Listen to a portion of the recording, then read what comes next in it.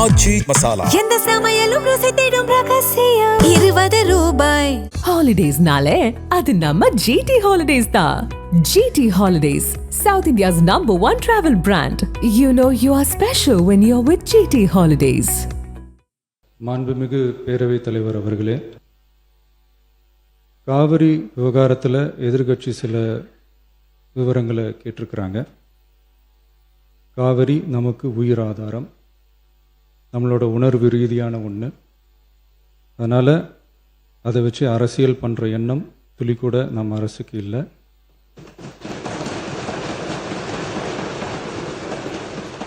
அதுக்கான அவசியமும் இல்லை. மேகதாது விவகாரத்தில் நாம் எல்லாரும் சேர்ந்து தான் தீர்மானம் போட்டோம். அதை நேர்முக கடிதமாக மாண்புமிகு பிரதமர் அவர்களுக்கும் அனுப்பி வச்சிருக்கிறோம். அதோடு நாம் அப்படியே இருந்துடல.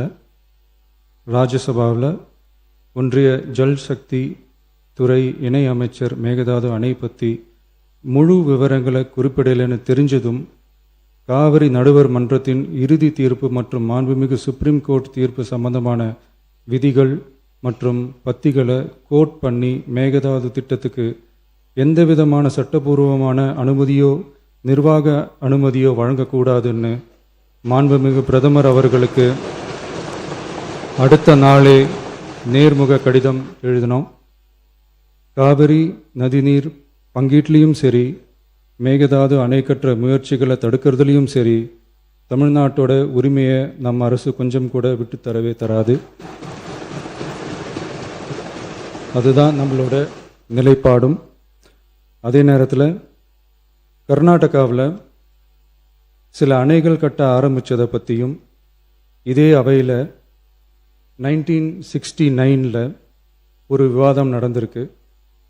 அப்போது நீர்வளத்துறை அமைச்சராக இருந்தது யார்? அப்போ அணை கட்ட விட்டது ஏன்னு கேட்டு அந்த மாதிரி சீப் பாலிட்டிக்ஸ்லாம் நான் பண்ண விரும்பலை.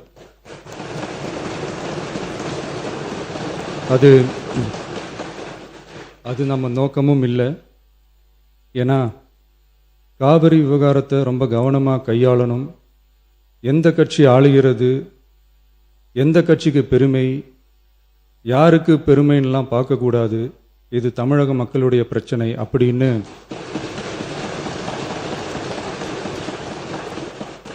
அப்போ இருந்த எதிர்கட்சி தலைவர் திரு திருமன் அவர்கள் சொன்னதை இந்த சபையில் சொல்ல விரும்புகிறேன்.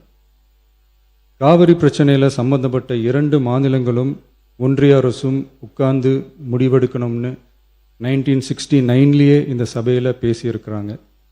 அதுக்கப்புறம் நிலைமை வேறு மாதிரியெல்லாம் போயிடுச்சுன்னும் நம்ம எல்லாருக்குமே தெரிஞ்சது தான்.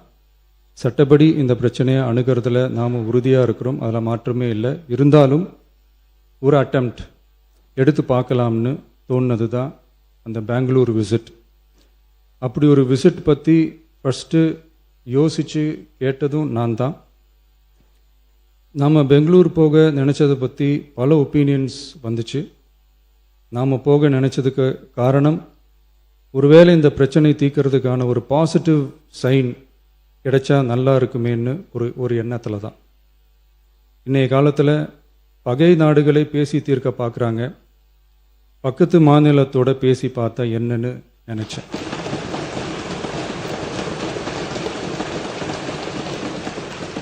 அதனால தான் அப்படி ஒரு அட்டெம்ப்ட் எடுக்க நான் ட்ரை பண்ணோம். ஒருவேளை அந்த அட்டெம்ப்டில் ஒரு அவமானம் நேர்ந்தால் என்ன செய்யன்னு சில பேர் கேட்டாங்க. அப்படி நடந்தால் தமிழ்நாட்டு மக்களுக்காக அதையும் தாங்க தயாராக தான் இருக்கேன்.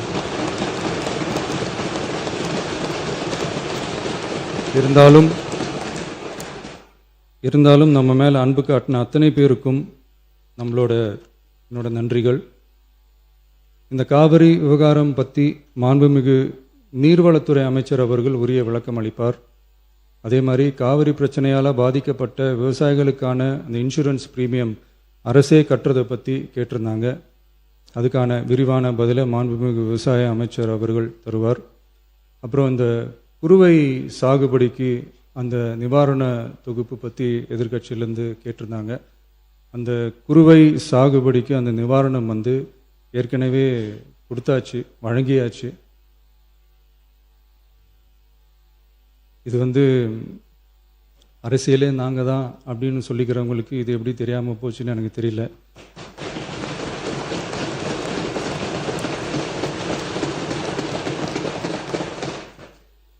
முன்ன பின்ன பேப்பர் படிச்சிருந்தா நாட்டில் என்ன நடக்குதுன்னு தெரிஞ்சிருக்கும்.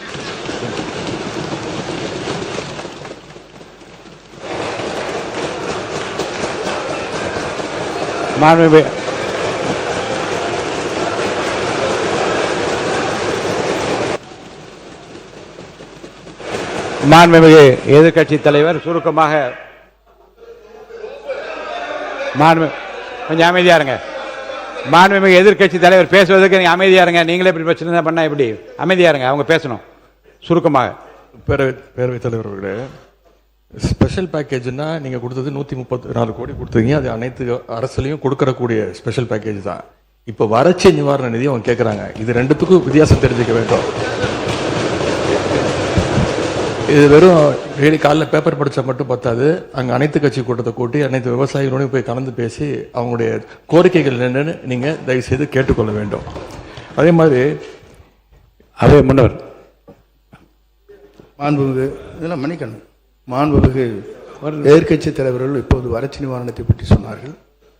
செப்டம்பர் இறுதி வரையிலும் பார்த்துவிட்டு தான் வறட்சி நிவாரண பணிகளை ஆற்றுவது வழக்கம். அவை அதை குறிப்பிட விரும்புகிறேன். மாண்புமிகு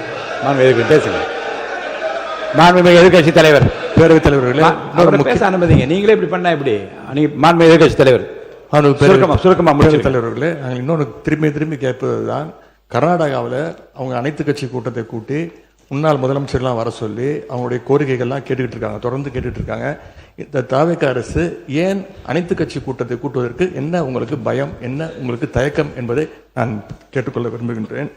அதே மாதிரி குறுவை பாதித்த சம்பவம் இன்னைக்கு கேள்விக்குறியாக நிலையில விவசாயிகளுடைய தொடர் கோரிக்கை டெல்டா மாவட்டங்களை வறட்சி பாதித்த மாவட்டங்களாக அறிவித்து அதற்கான உரிய நிவாரணங்களை அவங்க தொடர்ந்து கேட்டுட்டு இருக்கிறாங்க.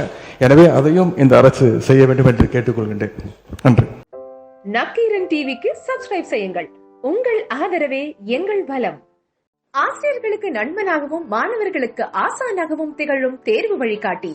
ஒவ்வொரு பாடத்திற்கும் அனுபவமிக்க ஆசிரியர்களின் துல்லியமான தெளிவான விடைகள். CNC இருக்கு, தேர்வு பயம் எதற்கு? இது தீரன் பப்ளிஷிங் ஹவுஸ் விற்பனை வெளியீடு.